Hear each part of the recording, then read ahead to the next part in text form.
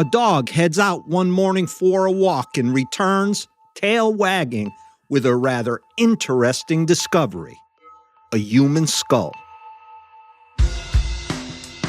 Alarmed, the dog's owner calls 911, and after a broader search of the property, the remains of a man missing for years are discovered. My name is M. William Phelps. I'm an investigative journalist and the New York Times best-selling author of dozens of true crime books. I've dedicated the past 26 years of my life to helping families of the missing and murdered. Join me. We're crossing the line.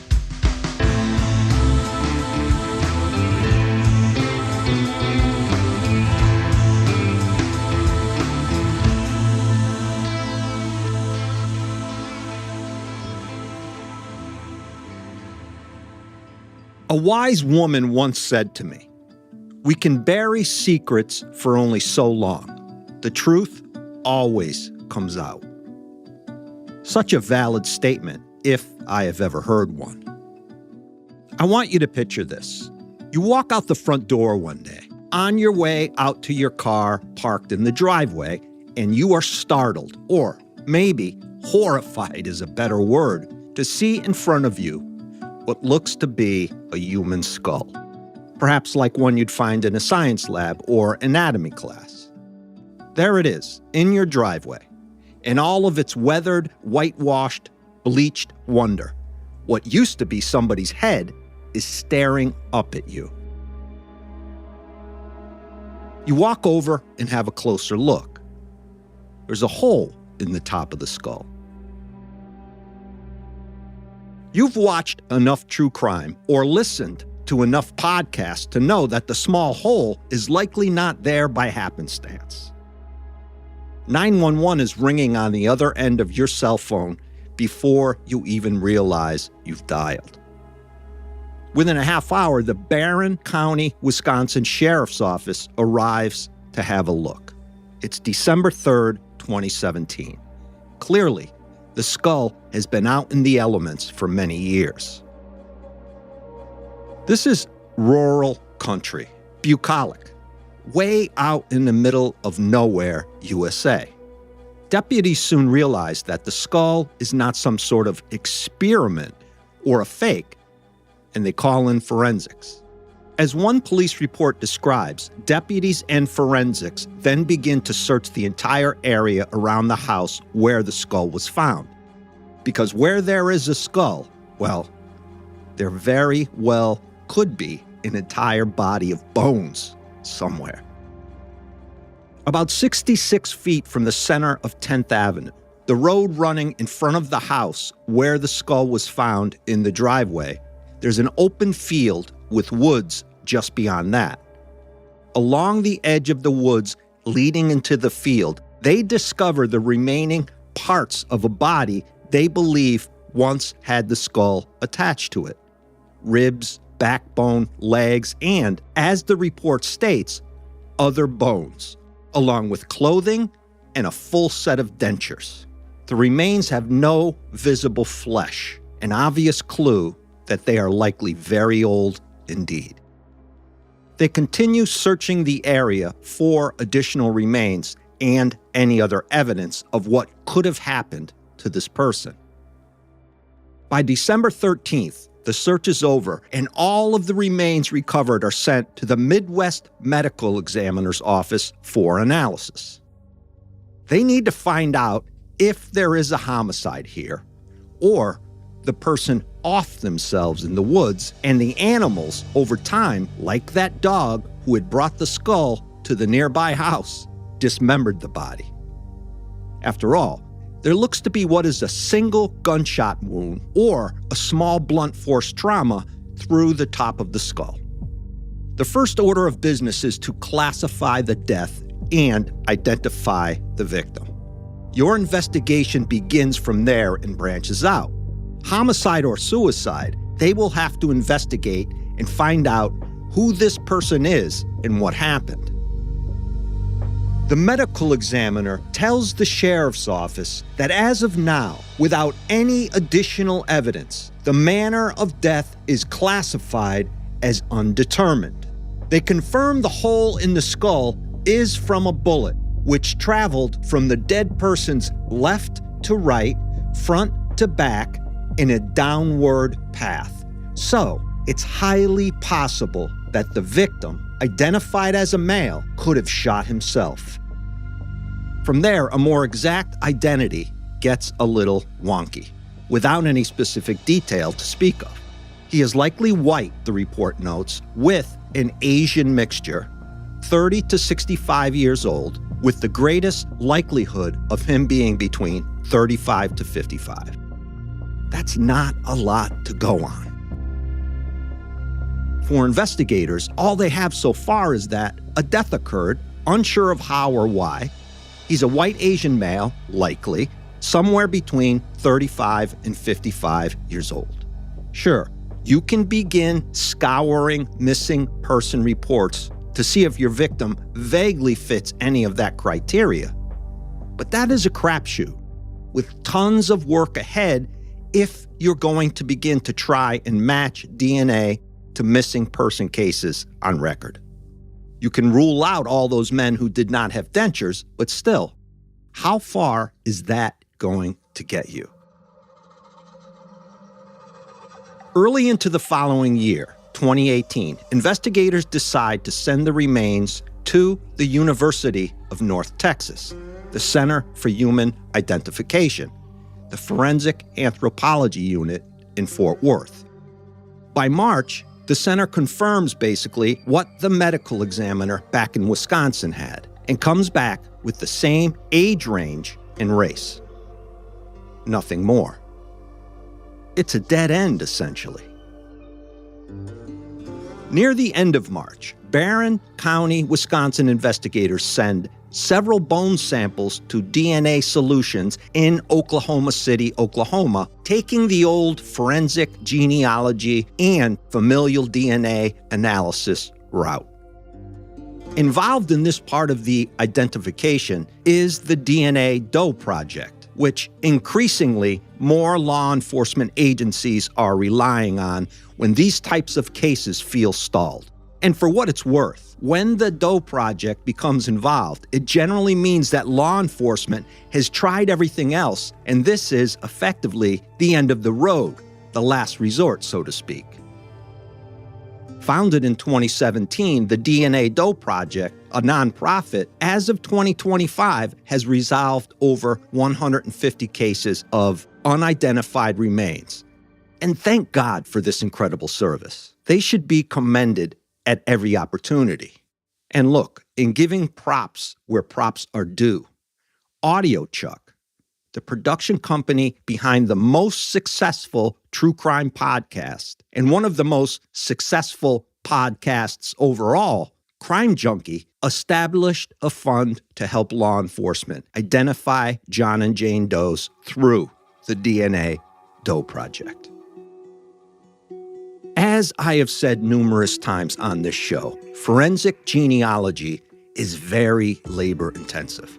So, a year passes before the DNA Doe Project comes back, and within those 12 months, we're able to find out that the remains from Barron County are from someone with an ancestral link to the state of Wisconsin.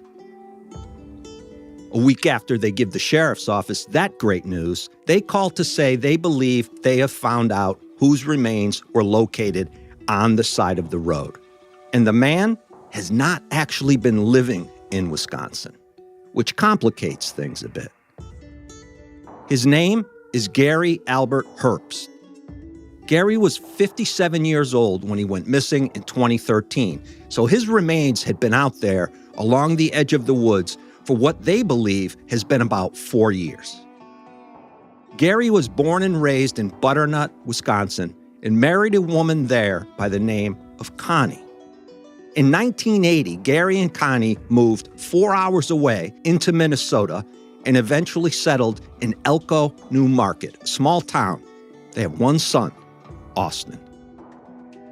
In interviews with CBS News, Gary's sister spoke of him being a loner, a guy who could be hard to get along with. Stubborn and crabby were words she used to describe him. Others would be much harsher, and we'll get into that a little later on in the episode. That year Gary went missing, 2013, his sister had been told by Gary's wife Connie that he just up and took off one day. And she and her son believed he had walked out on the family, leaving them to fend for themselves, skipping out on any parental responsibility. Connie never filed a missing persons report. It was just one of those things, she said later. It was not necessarily a surprise to come home one day and find Gary in the process of packing to leave. He was a machinist, a good one, so he could find work anywhere. And he certainly wasn't happy. Connie added how, on that day, Gary grabbed his suitcase, filled it with what he could, didn't say much of anything, and took off in a gray Honda she had never seen before with a man driving she didn't know and never got a good look at. And that was it. Her husband was gone. She never saw or heard from him again. Let's take our first break, come back, and get into the real heart of this case. Lots of twists and turns on the way, I promise. You are listening to Crossing the Line with M. William Phelps, a true crime podcast.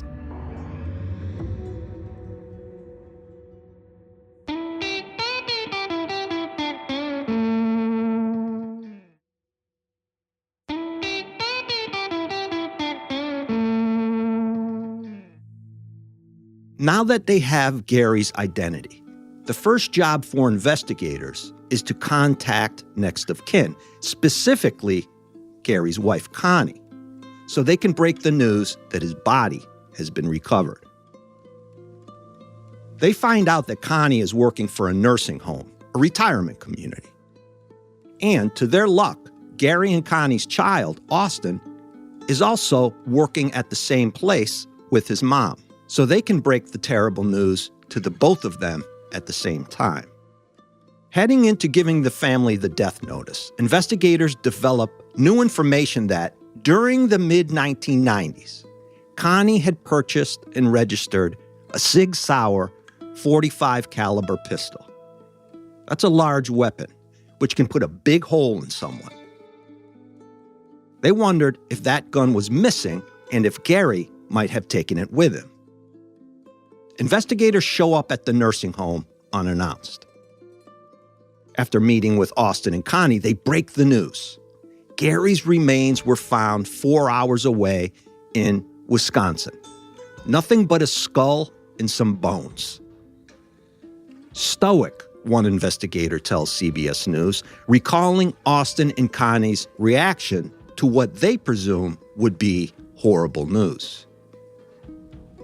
Some could interpret stoic as fearfully shocked, or a dense and obvious consciousness of guilt. Austin and Connie offer no words, no tears. I mean, look, two investigators show up at your work without calling first and bring you into a room and tell you your husband and your father, missing for 4 years, has been found dead. Despite how you might feel about him, it is likely to still be quite alarming, or at the least, shocking. But these two, Austin and Connie, show no emotion whatsoever. Investigators are always gauging witness reactions, studying body language, looking for specific cues, or tells, as they are called, people might give away. Here, while at the nursing home, relaying the bad news that Gary Herbst was dead, they are quite taken aback by Connie and Austin's lack of interest in this presumably sad news. Not where, how, or what might have happened to Gary. Just a kind of passive silence from both of them. And this troubled the investigators witnessing such behavior, made them that much more curious. It feels like there is more to this than them just not being interested or surprised.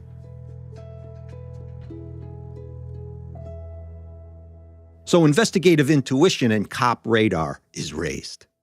Investigators want to know more about Gary and his relationship with Connie and Austin, the two people who arguably knew the guy better than anyone else and had last seen him. Was he depressed? Did he ever mention wanting to kill himself? Give us something here.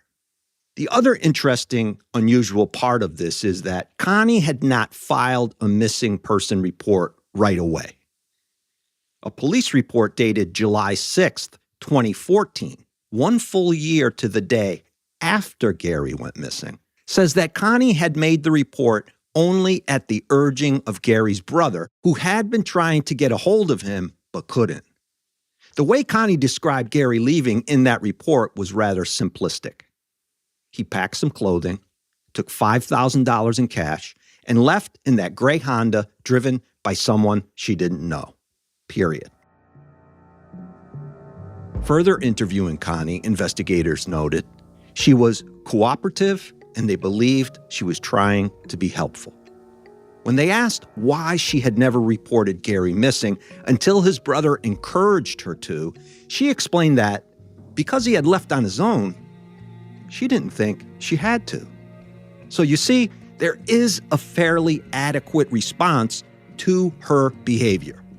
If any of us are in the same position, what would we have done? It wasn't as if she came home and found that he had vanished. The guy said he was leaving, and he took off. Gary had a troubled lifestyle, Connie goes on to explain, so I wasn't surprised that he was leaving. He would spend all of our money on drugs. He was volatile and angry and unpleasant. Her point being, you never knew what Gary was going to do. He could explode at any time. Neighbors hated the guy. Family hated the guy. Connie and Austin hated the guy. It was a blessing he had taken off. They asked Connie next how Gary was with Austin. Up until the age of 10, she says, he was great. But at the age of 10, whenever Gary would start yelling and screaming at me, Austin would step in between and he'd shout at Gary, "Don't you yell at my mom." Did he ever hit you in the 30-plus years you guys were married? Once or twice, she answers. One time he hit me pretty hard and I had a black and blue on my shoulder. The other time, he actually didn't hit me. He pushed me and I broke my toe. During his interview, Gary's son Austin says that Gary was full of rage on the day he left and actually stole the $5,000 from the family account and also took his mother's wedding ring. Connie then tells investigators that she wasn't actually home on the day Gary left. She was at the library. It was Austin who had called her with the news that Gary was taking the money and the ring and packing and leaving. Of course, as an investigator, you look for inconsistencies, however big or small. The fact that she had said she was at home in the missing person report, but she was now saying she was at the library, that is pretty significant. It is an unlikely fact about such a dramatic, pivoting moment of your life, you would be apt to confuse. I haven't said this on the show in some time, but it bears repeating. The truth is inherent. You do not have to remember it. Being home and then being not home, that is a big deal. The other red flag for investigators was the fact that Connie had never mentioned that her gun was missing. That is, until they interview her after Gary's body is found. My gun was gone, she tells them, the implication being that Gary had taken it with him. You would think that if somebody stole your registered firearm, you'd want to report that to the police. It's absolutely unheard of that you wouldn't, unless, of course, you had a reason to. Investigators are beginning to believe that Connie was there when Gary died and that the guy was murdered. This wasn't suicide. He wasn't killed by some random person he met while on the road. They believe, after talking to Austin and Connie, that Gary never left the house alive. Proving this, however, is an entirely different matter, because all of this is very circumstantial. There's nothing forensically tying Connie to her husband's murder. Whenever faced with that sort of investigative dilemma, you have to dig your heels in for the long haul and become Columbo. Get in the face of your suspects and make them understand you are not going anywhere until you are satisfied. Allow guilt, if they have any, to work its way under their skin. Allow the pressure of the situation to force their hand. And allow the moment to create tension wherever possible. Get them to crack, in other words. One way to do that, investigators know, is through the son, Austin. He was 19 when his father went missing. He's now in his early 20s. Austin didn't have much life experience, certainly not with seasoned cops. Austin became very vocal about the fact that he hated how his father would berate his mother, yell and scream at her in front of him. He couldn't stand it, he told them. It angered him immensely. As investigators question Austin, they get the feeling he is blaming Gary for his own death, like it was his fault he was dead. Then Austin mentions something new to everyone involved in the investigation, something not in that missing person report. He says a foreboding-looking, gruffy man with tattoos picked his father up and drove him away on the day Gary allegedly walked out. Then they hit Austin with, "Would you be willing to take a polygraph test?"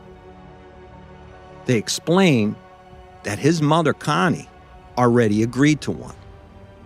"Sure," the kid says, "no problem."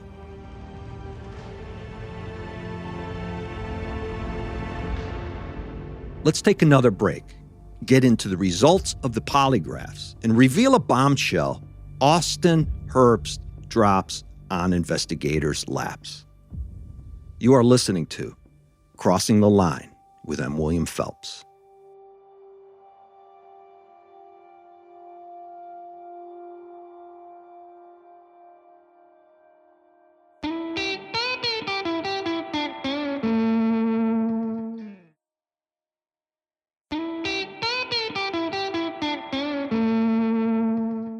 An investigator walks into the room where Austin is sitting, waiting on the results of his lie detector test. The intimidating man, dressed, of course, in a dark suit, with a commanding look of seriousness about his face, sits down and says, "So, I am very convinced you know what happened to your father." Austin had failed the test. Connie, on the other hand, passed with flying colors. You cannot walk away from here today saying you don't know anything because you clearly know something, the investigator then says to Austin, who is obviously uncomfortable and beginning to kind of sag a bit in his chair.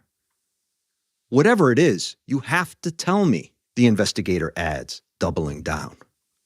Austin explains that the tattoo guy who picked up his father was not friendly, and Austin found him to be, quote, "a little sketchy."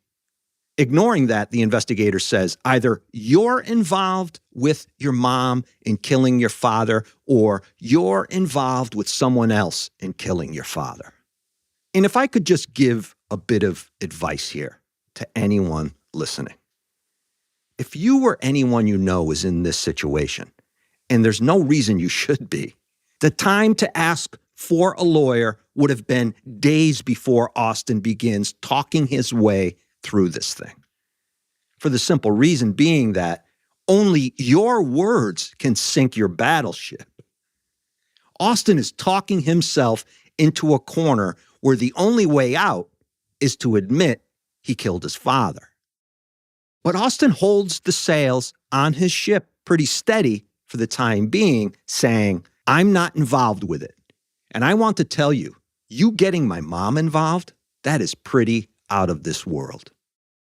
Right there, they understand how protective of his mother Austin is. And at the heart of this case, they also understand is that knight in shining armor mentality of protect at any cost. Austin stays on Mr. Tattoo, pointing a finger at him. But they do not buy it. In fact, the investigator says, none of this makes sense.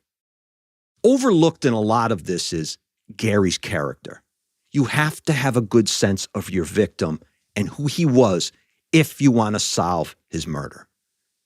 Gary just wasn't some guy people didn't like. He was hated with a level of intensity investigators found incredibly revealing.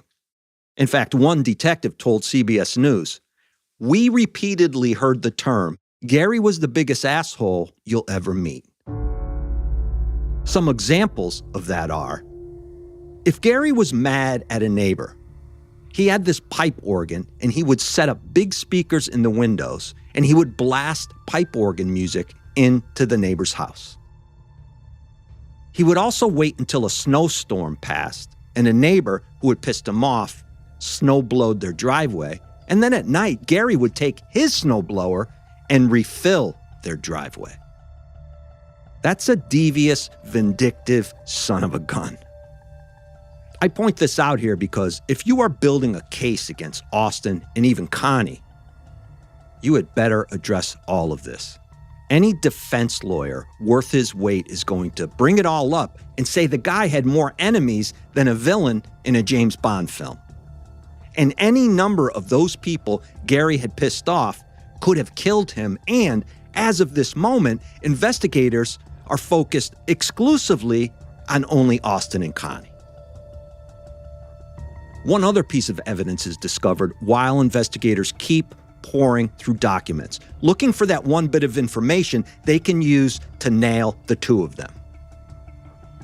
The car title for Gary's car was signed by Gary on December 2nd, 2017, many years after he was long dead. Then they speak to several neighbors of the Phelps. On August 30th, 2013, one neighbor explains, he and his wife watched as Austin backed a big black truck up to the back sliding glass doors in the back of the house leading into the basement. Austin and Connie were loading something up into the truck, and it looked like a rolled-up carpeting, the neighbor says. When they finished, they hooked up their boat to the back of the truck, and they left and did not return for 3 days. I never saw Gary at the house again after that day. The Herbst home had new owners by the time Austin and Connie were questioned. Investigators head over there and speak to the new owners after they reported that as they were remodeling the basement in 2019, they discovered a large stain on the concrete floor that seemed rather unusual. So law enforcement brings in cadaver dogs to sniff their little noses around the house, and the dogs give positive indicators of the presence of human decomposition near the sliding doors heading into the basement of the home, as well as the north wall inside the garage.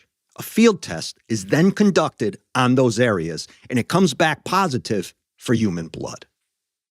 After receiving a search warrant for the home, they bring in forensic investigators who begin by spraying luminol all over the house. The luminol lights up in 6 specific areas of the house you'd expect if your suspects were rolling up a body in a carpet and carrying it out of the sliding glass doors. With all of this new evidence, taking the case now from circumstantial to forensic, they go back to Austin. I mean, come on. It looks like you and your mom killed the bastard, rolled him up in a carpet, and took him into Wisconsin and dumped him on the side of the road.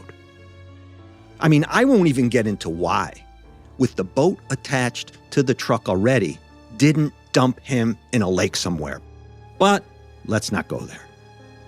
Austin then suddenly has a change in his tone and sensibility. He realizes now that he is, well, kind of screwed.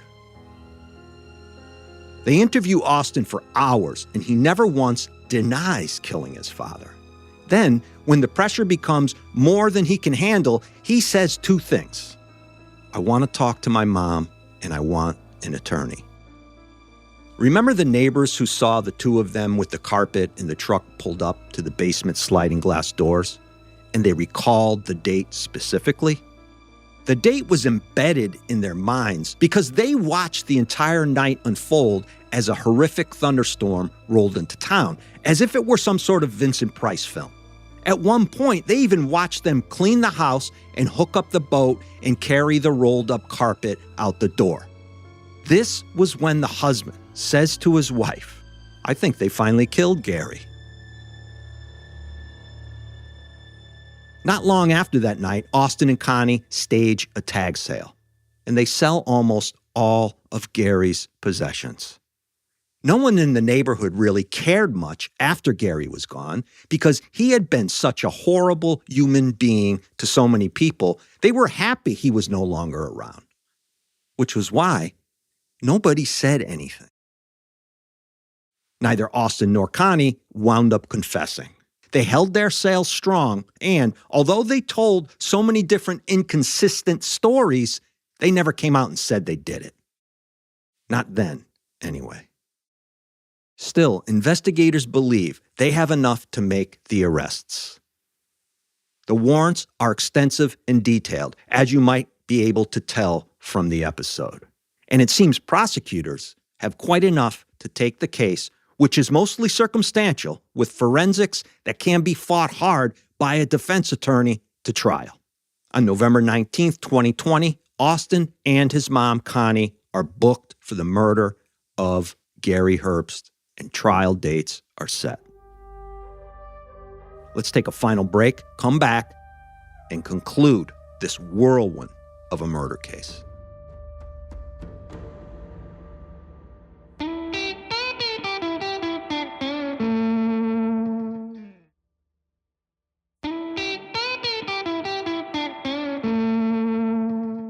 Many circumstantial cases are charged under the second-degree murder category. As a prosecutor, you cut your losses and hope you can get a jury to buy into the fact that your defendants intentionally killed the victim, but that they had not planned to or acted in a premeditated fashion. The impulse kill, a second-degree murder, is sometimes called. You committed murder in the heat of passion, or, as the law seems to suggest, a depraved heart with extreme recklessness. There can be malice afterthought involved, like maybe rolling up a dude in a carpet and dumping his body, but still, that part of the crime is not something you planned on doing that morning when you woke up. That is second-degree murder in a nutshell. As these charges are pending, Austin decides to come clean. He says he ended a problem, his father. On that day, when Mom came home, my father flew off the handle, Austin tells investigators. I grabbed the gun and I ended the problem. So clearly, by Austin's account, this is second-degree murder. Gary was violent. He was petty and he was cruel, Austin goes on to say. Austin felt that one day his father would eventually kill his mother, and so, like a precog, he stopped that homicide before it happened. In his interview with CBS, I must be honest and say that Austin seems remorseful without being sorry for what he did. He believed there was a danger, and so he acted. The one fact that came out during trial was that they kept Gary's body in the house for several weeks, which is kind of bizarre and macabre. Austin said he shot Gary in the head while Gary was sleeping. So the man never knew what was coming. In June 2021, Austin was convicted of second-degree murder along with aiding and abetting and sentenced to 12.5 years. Connie was convicted of aiding an offender and being an accomplice after the fact and sentenced in February 2022 to 27 months. Connie is out of prison. Austin still has some time left. I have to credit law enforcement for this years-long, intense, and intricate investigation they stuck with and figured out. That was excellent police work. Be back here next Wednesday for a new episode. That's it for this week. Be safe. Be aware.